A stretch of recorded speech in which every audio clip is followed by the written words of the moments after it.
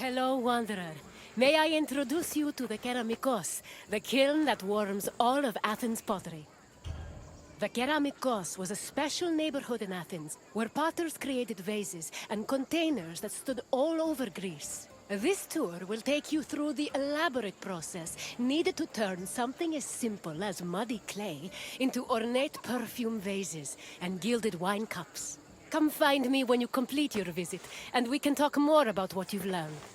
The Keramikos was a large, sprawling area northwest of Athens' Acropolis. While part of it was used as a graveyard, it was also dedicated to the creation of pottery. The Keramikos was so significant to the art form that its name lives on in the word ceramics.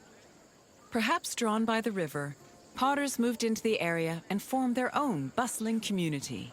It's believed that by the end of the 5th century BCE, hundreds of thousands of pottery vessels had been made in Athens, including everything from heavy, undecorated cooking pots to delicate and beautiful containers reserved for the most precious oils.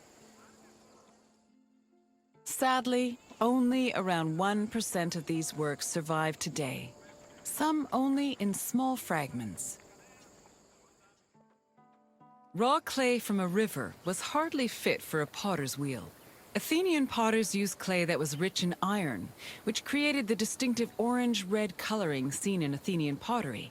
But this high-quality clay needed to be handled carefully to avoid disasters in the kiln later on. The clay was first brought to settling beds, where it was mixed with water to wash out any organic debris like leaves. Once it was purified, workers kneaded the clay with their hands to push out air bubbles and create the texture necessary for a flawless finish. One of the goals of these early steps was to remove any impurities that could destroy a delicate design, or worse, render a vase unusable. Once the clay was cleaned, it was up to the potter to shape it into a vase by spinning it on a wheel or pressing it into a mold. Their choice depended on what shape they wanted for the vase, but they also considered the possible scope of its decoration. Potters did not work alone.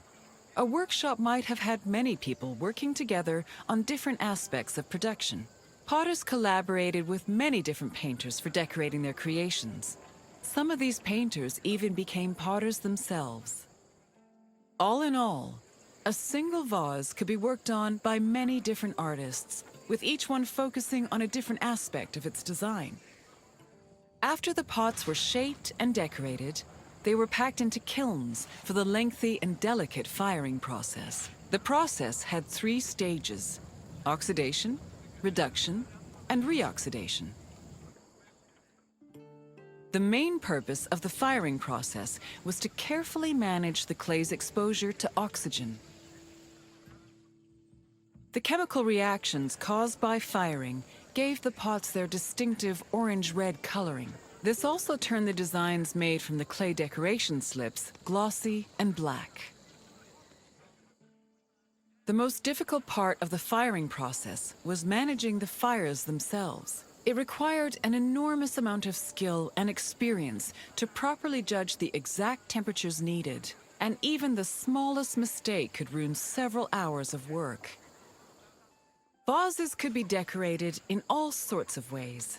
Before 530 BCE, Athenian vases were decorated using the black figure technique, where figures and designs were painted as dark silhouettes.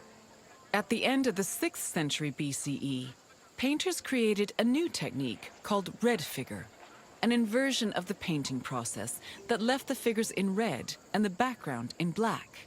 This gave the artist more freedom to better explore details like muscles and individual locks of hair. Designs were sketched onto the bare surface of the pot using a thin, sharp tool. Thin relief lines, which helped define subtle elements like facial features, were added using a brush made of a few stiff hairs. More elaborate vases were sometimes gilded, but these decorations were so delicate, they were most likely only added after the firing process. You've returned! As you can see, pottery was an arduous and delicate process, but was exemplary of the skill and craftsmanship that dominated Greek art and culture. Now, is there something else you'd like to do? Then we must part ways, at least for now. Farewell, wanderer.